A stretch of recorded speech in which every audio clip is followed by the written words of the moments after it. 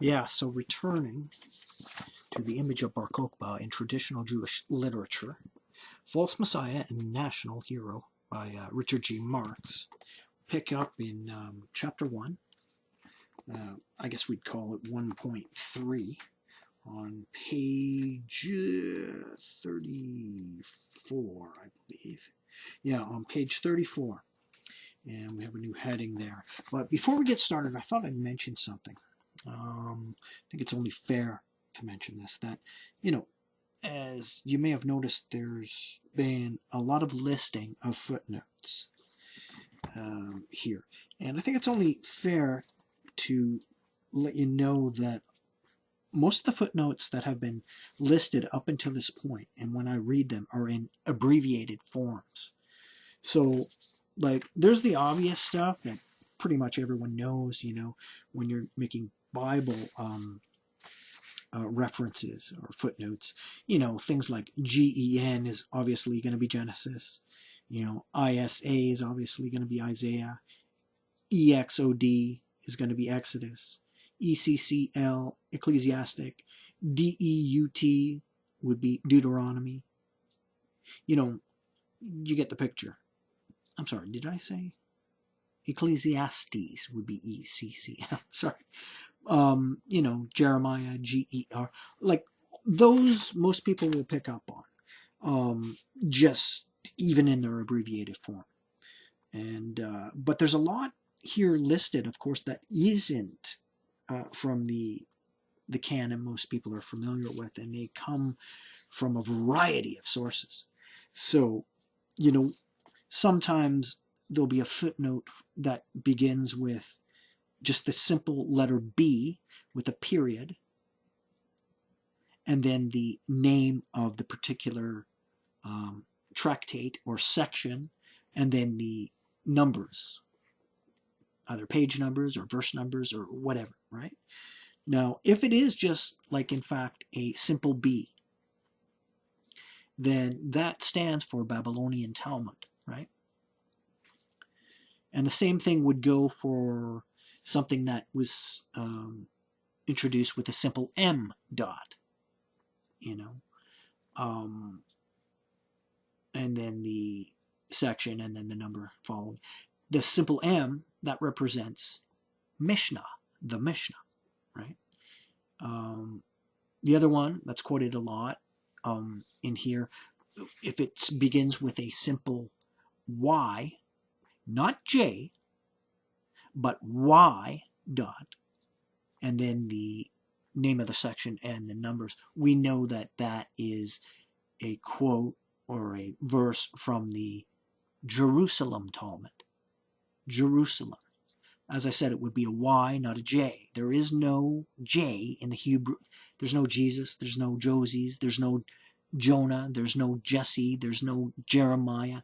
No, that's translated form. So it's not Jerusalem. It's Yerushalayim, in other words, right?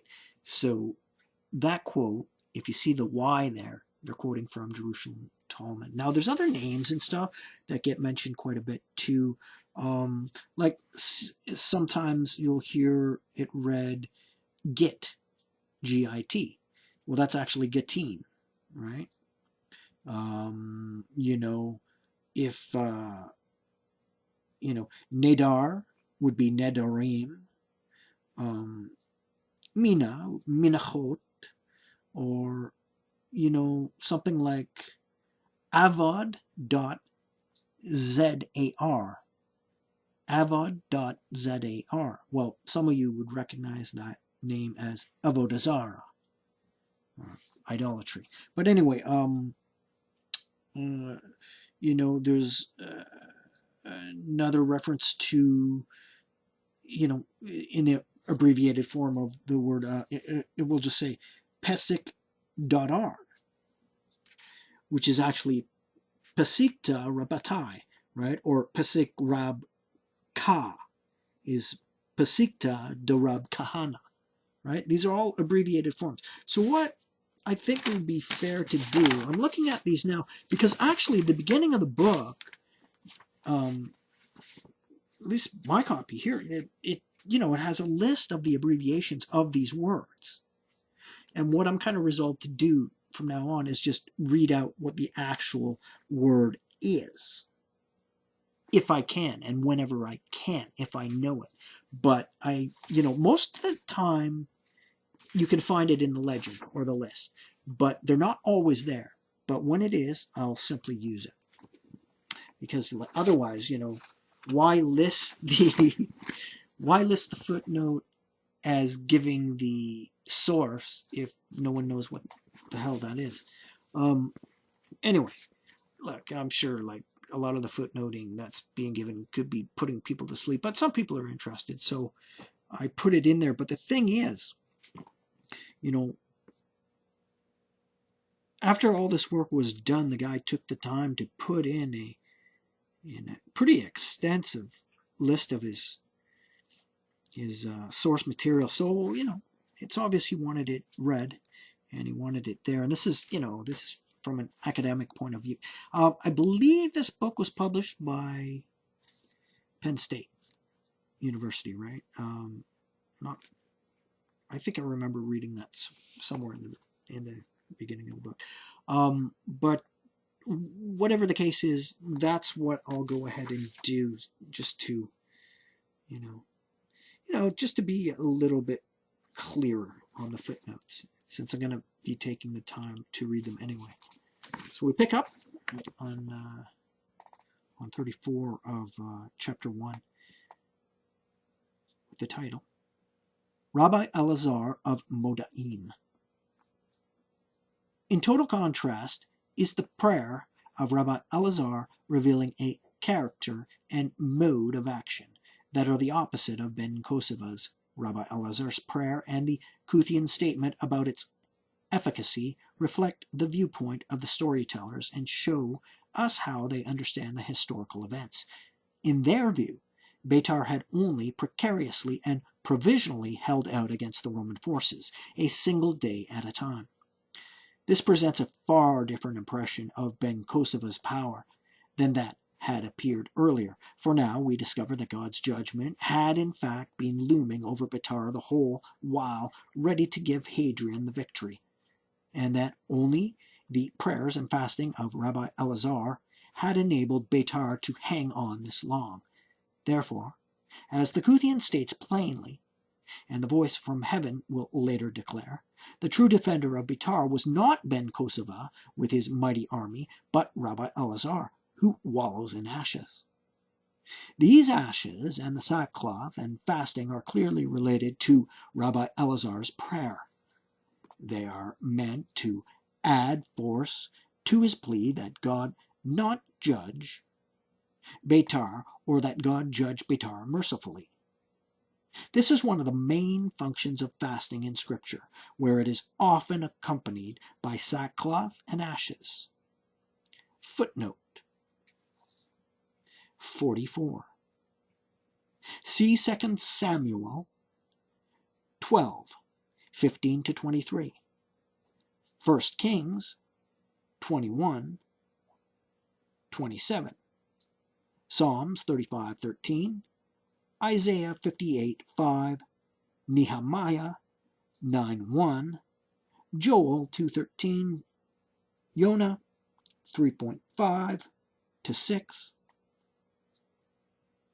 and Dan chapter 9 verse 3. End of footnote. Abaye, the Babylonian Talmud, reaffirms this meaning when he assumes that the Ninevites fasted, wore sackcloth, and sat in ashes. Jonah 3:5-6, as a means of seeking God's forgiveness so as to avert the destruction of their city. Footnote 45. Babylonian Talmud, Ta'anit 16a. One role ascribed to fasting by the Mishnah is that of supporting prayers for rain. God is asked to listen to the voice of your Israel's crying and answer in time of trouble. Mishnah, Ta'anit 2.4. End of footnote. Likewise, Midrash Esther Rabbah, based on Esther 4.1 and 4.16, pictures Esther putting on sackcloth, filling her hair with ashes, and afflicting her body with hunger in time of danger. Footnote 46. Esther Rabbah 8 and 7. Elsewhere in Esther Rabbah, the cries of fasting children threatened by Haman rise to heaven like the bleating of kids and lambs, and God is moved to sit upon the throne of mercy instead of the throne of judgment. Esther Rabbah 9 and 5. End of footnote. She throws herself upon the mercy of God, calling herself homeless and destitute, which is what these actions make her. For fasting in all these cases is a kind of self-negation, giving up everything of value in the world so that one becomes utterly hopeless, helpless, and passive before God, displaying one's total dependence upon God's mercy. Rabbi Elazar, fasting must be understood similarly as an appeal for divine mercy through dramatic demonstration of humility and dependence. Thus prayer and fasting, as a defense against Rome, proceed in a way opposite to Ben KOKHBA's. The story sets Ben KOKHBA's approach against that of Rabbi Elazar. They represent two opposing modes of action, two opposing views of history, power, and national policy. The way of Ben KOKHBA, as indicated by his prayer, is to rely solely on human strength and military might, and is characterized by arrogance and a refusal to trust in God. This is the danger of Gibborim. But the way of the sage, insofar as Rabbi Elazar represents it, is to rely totally upon God for help, and is characterized by humility and an acknowledgement of the nation's absolute dependence on God's will. Rabbi Elazar's fasting signifies his surrender of all power and advantage within the world, and a casting of his entire existence upon the power and compassion of God.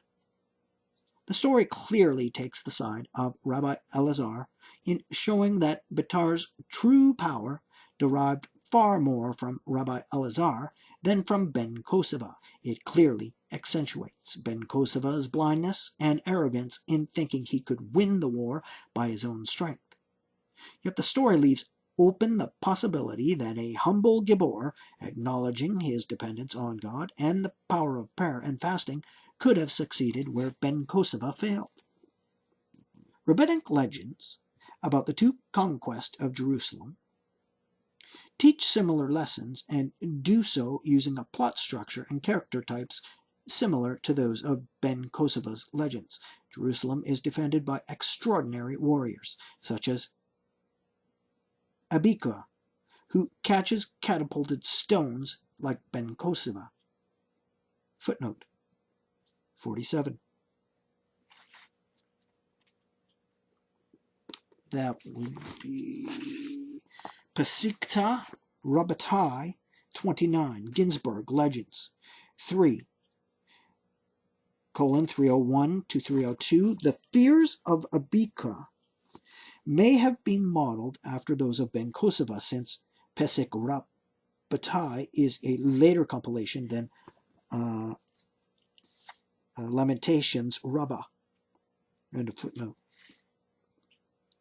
And its downfall, so again the sentence, rabbinic legends about the two conquests of Jerusalem teach similar lessons and do so using a plot structure and character type similar to those of Ben KOKHBA's legends. Jerusalem is defended by extraordinary warriors such as Abika, who catches catapulted stones like Ben KOKHBA, and its downfall is attributed to the will of God rather than its conqueror's strength or defender's weakness. Footnote 48. For example, Leviticus, Rabbah 5:3 and 28. 4. On Hezekiah's victory over Sennacherib. Ginsburg, Legends 6:392, in which God has angels destroy the temple Lamentations, Rabbah 4:15, on God's lowering the city walls for Nebuchadnezzar to enter.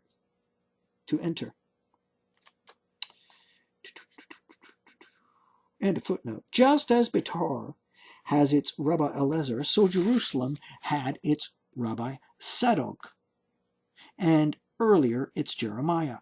Rabbi Sadok observed fast for 40 years, reports a legend, in order that Jerusalem not be destroyed, nor would it have been a sage, comments, had there been one more man there like Rabbi Sadok.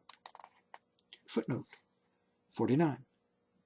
Babylonian Talmud, Gittim 56a, Lamentations, Rabbah 1:32. End of footnote. The prayers of Jeremiah, too, were a strong wall protecting the city. Jeremiah's role is even closer to Rabbi Eleazar's, for when God decides to destroy Jerusalem, he must first command Jeremiah, or trick him to leave the city, so that it may be conquered. Footnote 50. Apocalypse of Baruch, chapter 2. Pasikta de Rab Kahana, 13:13, Ginsburg, Legends, 4:393, points to another parallel, the story told in Pseudo-Philo, that God tricked Samuel into leaving the battle so that the Philistines could capture the ark. And a footnote. Likewise, before Betar can be conquered, Rabbi Eleazar must be removed, and a new character, the Shai Kuthian, is introduced to carry out this role.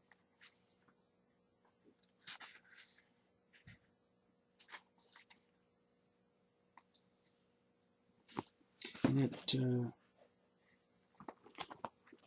that section caps off at page 36.